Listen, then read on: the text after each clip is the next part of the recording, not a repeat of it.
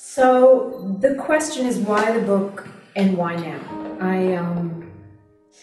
entered Scientology a good 30 years ago, I would say.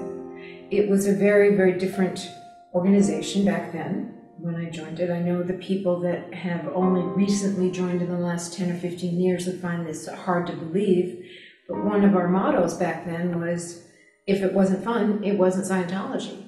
And it really was kept fun and light. I started to write the book as a healing because the final episode that I had in contact with the Religious Technology Center and the Office of Special Affairs was some interrogation that left me quite mentally, emotionally disturbed, if not full-blown psychotic. The culmination was being taken by ambulance in restraints to the hospital, where I did not recognize my own husband. That is about as bad as it gets. So it's been uphill from there. Very slow, very, very slow. And that was about 9 years ago. It was very important to me, having been psychotic and having worked with people in that state while they were in that state or coming out of that state, that I somehow communicate in words what it feels like to be in that state. I did the best I could. I don't know if it's the best ever written. It's the best I could write, having been in that state. And I hope that those of you that read those chapters of the psychosis have a lot more empathy for people with emotional difficulties. Greg Bashaw became a close friend of mine. He was in this very similar mental state to mine. I was about 2 or 3 years after him. I'd healed for 2 or 3 years. And he wanted to be fixed right now, yesterday, today, and I knew that wasn't going to happen because I knew I was 3 years away and I was not healed. There was no way I was healed. But I wasn't going to give that to him. I was going to continue to give him hope and the truth that hang in there, every day will be better. And it was. Every day was better, and our communication. But it obviously wasn't fast enough for him, and he did not make it. This is not new in the universe that people go crazy, all right? But especially people that leave Scientology, they leave with so much phobia against the mental health institution. And they are instantly, for the most part that I personally know of, dropped like hot potatoes from the very group that they thought would always be there for them, that they had invested X number of years, money, whatever. One person in particular, Janine, I would spend hours on the phone with her and I would hang up in tears, in total tears, because this woman was blaming herself for being psychotic, that she somehow did something wrong. And that's what made her be this way. And she was the first person that I had done enough research after Greg passed away.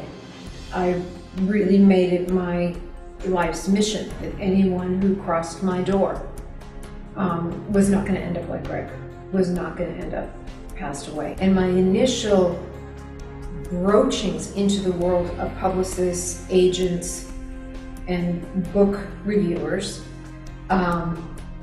brought about this backlash of fear that was, it made me angry, to be honest, because I wasn't trying to make it worse than it was. I wasn't trying to make it better than it was. I was just trying to tell my story of what happened to me. And these people that I talked to were so frightened of the subject Scientology because of what Scientology had and has done to others. Anyone who stands up and says the least little negative thing about them can be put on their list of enemies. And to be an enemy of Scientology is not a good thing to be. I basically backed off in terms of publishing my memoir. It was done, it had done a good job in helping me heal. One night I got a phone call from a woman who I had known years ago. She read my Catherine story on the internet. She knew me, she knew who I was. We had had a relationship prior when we were both Scientologists.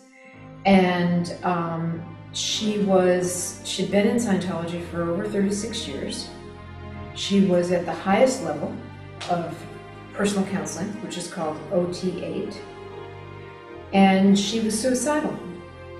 So she asked if she could come over, and I said, of course, come. So she came and we talked for hours. I was surprised the next morning when I called to check on her as to how fast she'd snapped out of it. No, I'm not going there. Don't worry about it. I'm changing my life. I'm going to do A, B, C, D, and which she has done. I'm just so proud of the actions that she's taken to recover after arriving at my door at such a low point. So she left, and I took my memoir off the shelf. Due in part to some of the things that she shared with me that were going on within the group currently. The additional thing was right after that woman, I was already working with a gentleman through my story on Catherine. His sister went to the upper OT levels and went splooey. She had a nervous breakdown. She went psychotic. And she ended up killing herself. So if anything lit my fire further, it was, they're still doing this. And my little one story on the internet and all the other stories on the internet are not making a big enough dent. I do not want another Greg Bashaw. I do not want another person to go through what Janine went through or what I went through.